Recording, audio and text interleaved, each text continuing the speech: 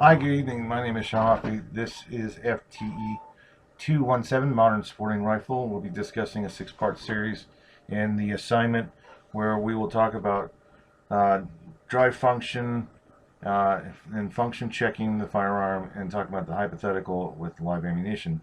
Currently, for this iteration, there are no live ammunition at this time. I will be using dummy rounds, snap caps for this portion, as well as using hearing protection if necessary, and eye protection.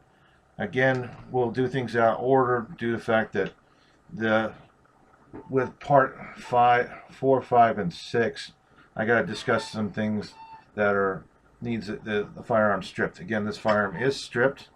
We are going to do no-go and go gauge to check headspace.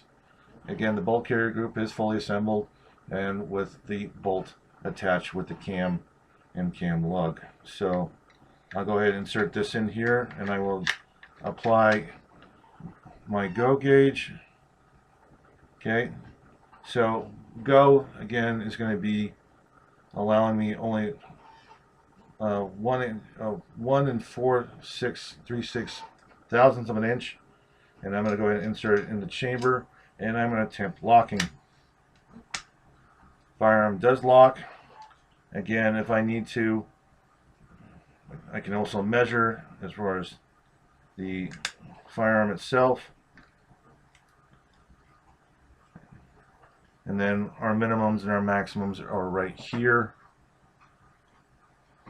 So as far as it locking properly, I'm going to pull it back to the rear.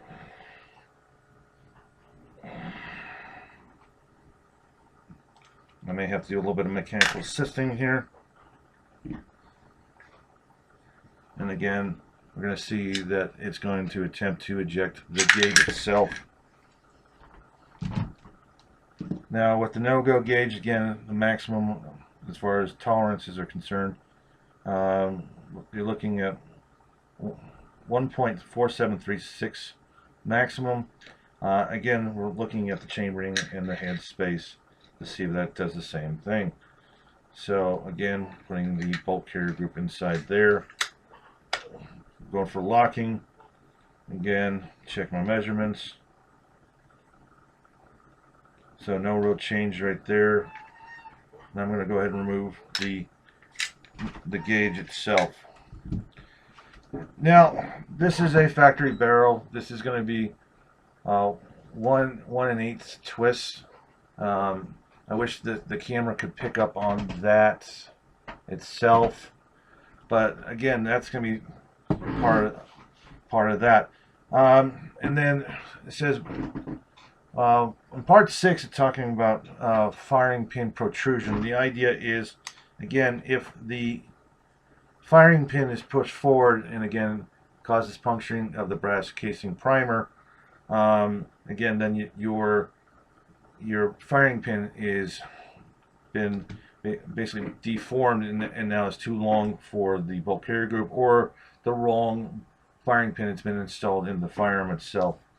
But for the meantime, I'll go ahead and reassemble the firearm. Again, this firearm is unloaded. Going to put the charging handle back in, bolt carrier group back in, and then I will grab the lower receiver, and I will go ahead and reassemble the firearm itself.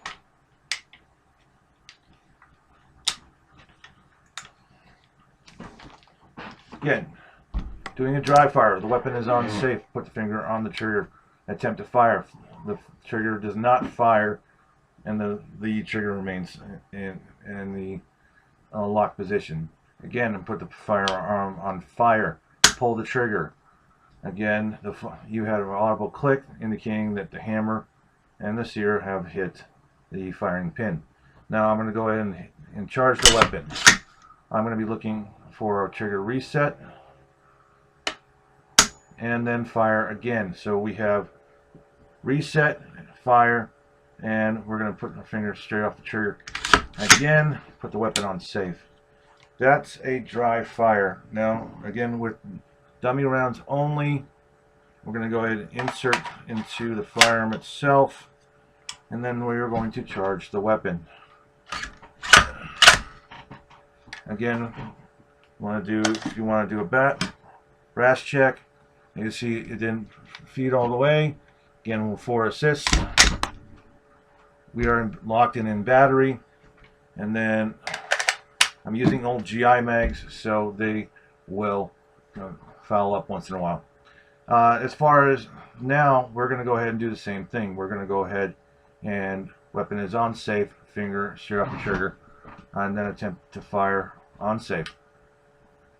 The selector is still in the safe position, no function, and no fire from the trigger.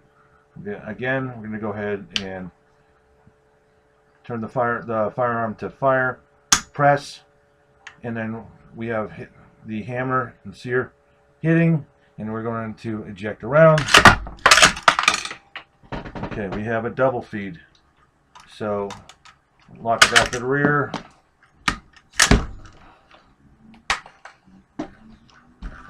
And then again, we're going to attempt to fire, and then we're going to eject around. We have, again, we'll make sure right there, and fire. Again, we're going to charge the weapon and eject around. And then right here, we're going to eject the weapon, lock the bolt back to the rear, put the weapon on safe. Now, in a live fire setting, again, the bullet would discharge from the dummy round, and again, the firearm would go through the cycle of operations into locking and feeding and ejecting, and as well as extracting and then unlocking. As far as going through the process, again, we're going to do that in a safe environment in controlled settings, and from there we would just continue to do operations. And as I also demonstrated with a double feed, again with old GI mags, they just have a bad follower, so it may cause problems. Again, drop the magazine, and you try to attempt to clear the blockage, aiming the firearm downrange, and then as far as that, then proceed to go back to firing when cleared to do so. As far as the feel the trigger, paying close attention. Do I defend my attention to that is, again, I want trigger squeeze, I want trigger fire, trigger reset, trigger fire. Feeling that trigger is very important for the cycle operations as well as for my follow-up shots. As far as barrel length, the barrel length is going to be the best way to demonstrate from the muzzle device down to the barrel nut is going to be about 15 or 14 and a half inches. Muzzle device puts me over about 16 and a half. It is a longer muzzle device, so again, gives me a little bit more length. As far as part 4, we already talked about the barrel twist. Part 5, we've already talked about testing the headspace and timing. Part 6, again, is going to be for fire pin protrusion. Again, if you notice that you're having fire pin protrusion, again, you have a no-go gauge that you can run over the firing pin itself, and as well as remove it and look for mushrooming or any deformations.